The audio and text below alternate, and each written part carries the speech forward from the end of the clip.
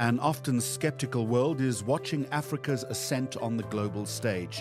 And a new book, The Brave Code, arrives timelessly as a groundbreaking manifesto for the continent's youth to live up to their untapped potential. Written by Musa Kalenga, with a background as a technologist, marketer, brand communicator, and entrepreneur, he brings a wealth of expertise and insight to this new work. He's with me now. So, Musa Kalenga, a very warm welcome. You woke up one day and you decided that you were going to write another book. What inspired this? I woke up one day. I like how you say that. There's a long labor of love, as you know, book writing tends to be. But I suppose they say never waste a good crisis. The reality of a lot of my reflections were that the world is in a state of crisis. If you look at the political landscape, geopolitics, if you look at where society is at the moment, if you look at global economy, South Africa's economy, we can't deny the fact that we're in a crisis. And I think the premise of the book is that I've been very fortunate to be in an organization that is in the eye of the storm. And in the spirit of not wasting a crisis, I thought, let me write about how I think it's best for us to ride the storm and what I think is an opportunity once everything settles. And so the Brave Code really was born from that point of view, and it was a labor of love. I did it differently to the way I did it last time, but similarly, I thought it was well timed.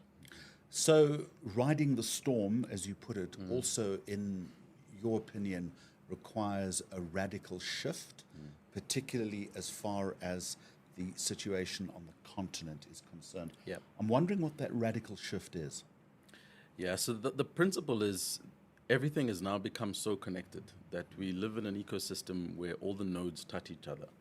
And so the underlying concept in the book is a principle of shared value, which I can't claim to have invented. I think it's a principle that exists. It's being studied in many different university and shared value is helping each other. It's cooperating with each other. Correct. Yeah? In a common goal to make the ecosystem better for all, right? Whereas the principles of capitalism aren't based on shared value. So we've got this philosophy that is responding to our reality, and then we've got the way things actually are, and I think sometimes those two things are at odds with each other. So taking that principle of shared value, I try to apply it in our industry, which is advertising, marketing, communication. And the goal was to try and articulate a way to tackle our industry from a shared value perspective and challenge some of the things that had been taken for granted, had been normalized about the way we go about business, the way we go about treating our people, and ultimately give people, hopefully, a way to try and navigate that for themselves as they try and figure it out as well.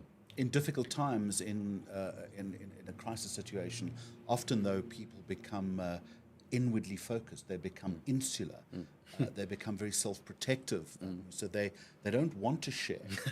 It's a real leap of faith in many ways that you're asking people to embrace. Yes, absolutely. And I think a lot of it comes from probably maybe contrarian thinking, right? I've been very fortunate. I've been exposed to the world of technology. And you'll realize that technology also started out. I mean, the internet was born it was actually born from the Secret Service, right? It was a very secretive thing. It was a technology that they kept to themselves because it gave them an advantage on the field of battle. Fast forward, there was an era where everybody was talking about the open web. They were talking about how you take something so powerful and you make it available freely. There were platforms that were born from that principle, is that people published their code bases so people could do whatever it is that they wanted to do. So this principle of openness, I think I appreciated from the point of view of technology. And when I think about the value of being more open versus being more closed, once again, given where we are as a society, it is better to be more open because the challenges we're facing are probably being faced by someone else somewhere else. And so if our goal is to kind of insulate and keep it to ourselves, we aren't actually keeping true to the principles of shared value. And there's a whole lot that comes with that, because the question then, is how do you create competitive advantage? How do you ensure that, as people call it, your secret sauce remains your secret sauce? And some of those things I wouldn't say have answers to, but I certainly think that we have to do something differently in order to get a different outcome. But there is a bit of risk in compromise, though, isn't there? Absolutely. And I suppose you have to decide on which risk you would like to have. So there's the risk of not doing anything, and there's the risk of doing what you've been doing all the time, and then there's the risk of trying something new and seeing what happens. My choice and my appetite is to try something new and see what happens. I'm going to observe, and I am observing a lot of either competitors or other businesses that are choosing other risks. The risk of continuing on the path and kind of sticking to their guns. And some of them have come off short. A lot of businesses post-COVID haven't continued to operate at the pre-COVID levels because they've stuck to what they were doing.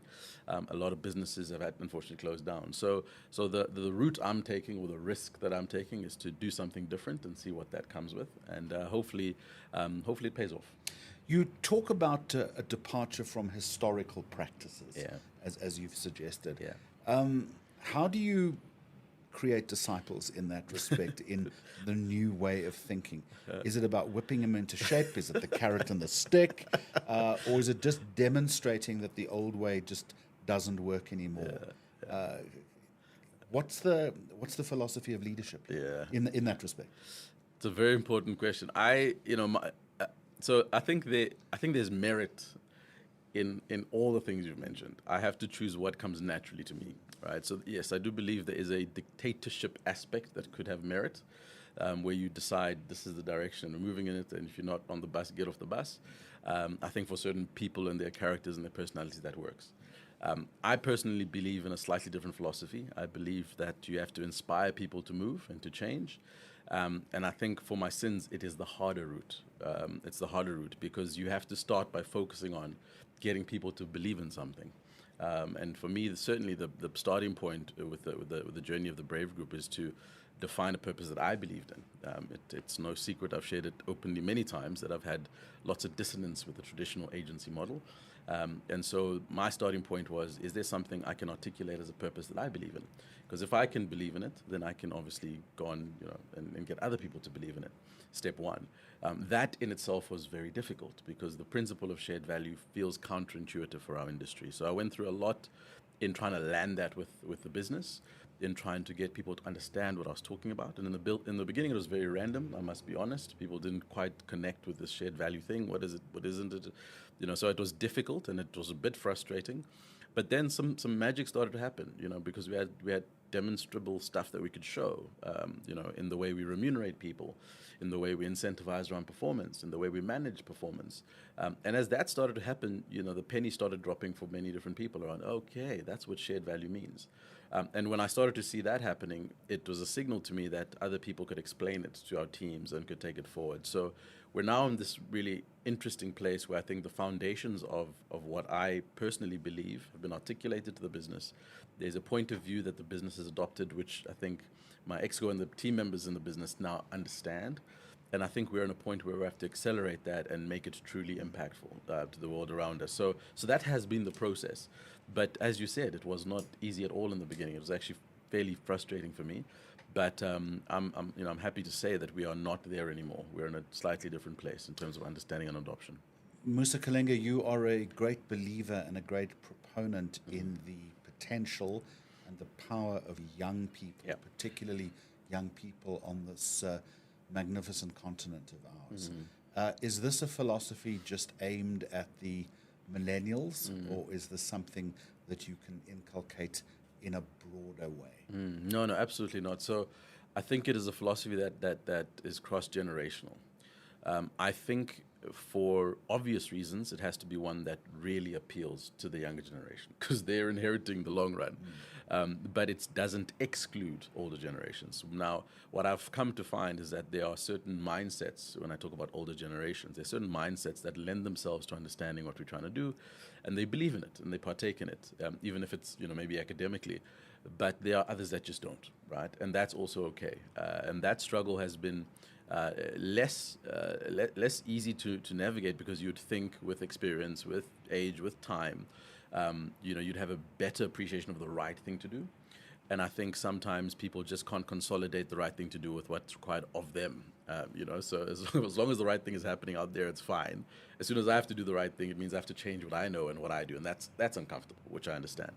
But the philosophy itself is meant to connect generations because my belief, similarly to believing in young people, is that there's lots of shortcomings that our youth display all the time. They've got energy, they've got relevance, they've got understanding, they've got agency in many ways, but they lack steer, they lack diligence, they lack all those things. And so for me, the exercise is the connection point. And wisdom and experience, which is critical. Absolutely. So I think it's the coming together of versus one or the other. And we have to mobilize young people because, as I said, they will inherit the earth, as the saying goes. All right, so how do we mobilize young people? And all very well to have a philosophy like this, but how do you keep it sustained in a business? We're going to talk about that in just a moment, but very quickly I want to show you a cover of the book, The Brave Code. So the book is called The Brave Code, Pioneering a Shared Value Creative Enterprise. The author is the well-known Musa Kalenga, and let's continue our conversation. All well and good, okay? You have espoused a very ethical and a very interesting philosophy in terms of running a business. How do you make sure that each and every day it is working and it's, more importantly, is sustainable, that it's not just a fad? Yeah, good question. And the answer is I don't fully know yet, but I'll tell you what we are doing. So our planning process has changed since we started this philosophy. There's a very important meeting of minds, and there's a very important accountability that is passed on to the teams that are responsible for the goals we achieve. So a big part of our planning process is to ensure that people are giving that plan into the business as opposed to the business giving them the plan. That takes away the feeling that you're on a bus that you don't want to be on. Takes away the feeling of being instructed to do something versus believing in it. And so that allows people to have far more ownership on the stuff that we need to achieve. So on a daily basis, on a weekly basis, on a monthly basis, the plan that we have is created by the people that are accountable for it. The premise of shared value is that people should share not only in the reward, but in the risk of the business, and the transparency that we have with regards to how we account for financial success, how we manage risk, how we take on the experiments that we often do is actually shared with everybody. So the weight doesn't sit on anybody's shoulders, but rather on the shoulders of the collective. So in our exco meetings, as an example, we've got a very clear way that we make people account for what they should be doing. We are supportive in that regard, but we're also very clear that accountability is shared by the collective. So from a day-to-day perspective, that's how I try and ensure that we align to True North.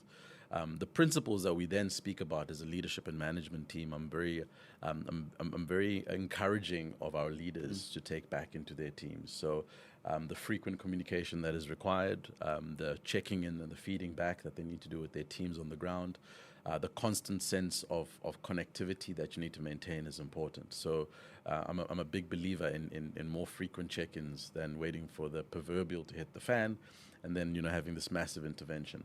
And so as a way of working, I think a lot of people have adopted the principle of let's rather have more frequent, shorter check-ins than wait for stuff to become burning platforms. So that on a daily basis, I think has helped a lot of people. In that, there's also a very clear requirement from a management tool perspective. What has been an interesting discovery for me is that we don't have the best managers in advertising and marketing. We have people that have become managers as a result of tenure. So you've been doing it for X amount of years, therefore you are now a manager.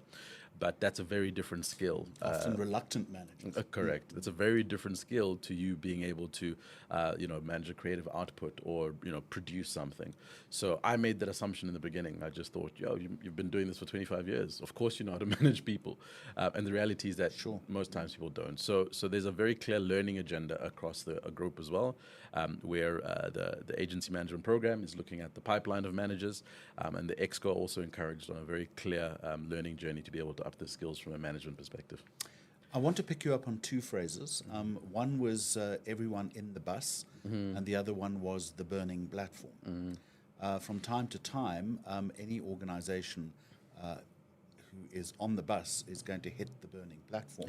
In other words, there will be failure, Musa. Absolutely. And failure is something that is disappointing, but I guess lessons are learned from it. Again, from the shared value perspective or philosophy, how do you deal with failure? Yeah, it's a tricky one, Jeremy, because I think now, I mean, certainly as we go into the new financial year, we're excited about it. But we've had a decent performance the last 2 years, and we're starting off in not the greatest position. And so I'm feeling exactly what you're saying now. So we have to get our engine into gear, and we have to achieve massive goals by the end of this financial year. So what I perceive as failure is a slow start to the year. What has been interesting is that the team around me and my team almost they're shock absorbers. So when you think about shared value, because people are as vested, you've got this principle of being able to absorb shock as a team, which I thought was very different. And so the level of concern and the level of care that I take is also a shared level of concern and care with the rest of the team. And not being recriminatory. Correct. And so that's been interesting, because it's literally played out in the last 2 or 3 weeks that I've seen that people are going, okay, we're kind of in this together. So that first absorbing of the shock is now a shared thing, which I think is great. The second thing is the immediate response, right? So, one of my clear philosophies is that now that we have a plan that we believe in, we need to stick to it, right? And the temptation is when you have failure or you come across a hurdle, is that everything must shift and everything must change, right? And so being accountable to the plan and believing in the plan is equally important. Now, the shifts we need to make on a day-to-day perspective or in a 3-week or a 6-week sprint are about how we dial up intensity, right? So the next 6 weeks, as an example, we're going to dial up intensity. And that's because we're solving for something quite specific. And being able to communicate with the team lands well because they understand the framing of the problem and they understand the plan that we have. So I think it comes down to the way we've communicated that. It comes down to people feeling as though they are fully in frame. And when they see decisions getting made, it's not kind of like, where's that coming from and why that decision and how did you arrive at that point? So that synchronicity, I think, we've been able to achieve. And it's just communication, really. It's just communication. I want to pivot the conversation away from the business that you're running to something a little more expansive, if I can. Yep. And how do you take the philosophy from where we're sitting now and create a ripple effect around that? So I think there's a couple of key things that should be priority to young people, right? And if we can figure out how to articulate a shared vision around onboarding knowledge, I think it's an important. And I purposefully don't say education. Education is a byproduct of onboarding knowledge, and some people have the luxury of it in our African context. Some people don't. Sure.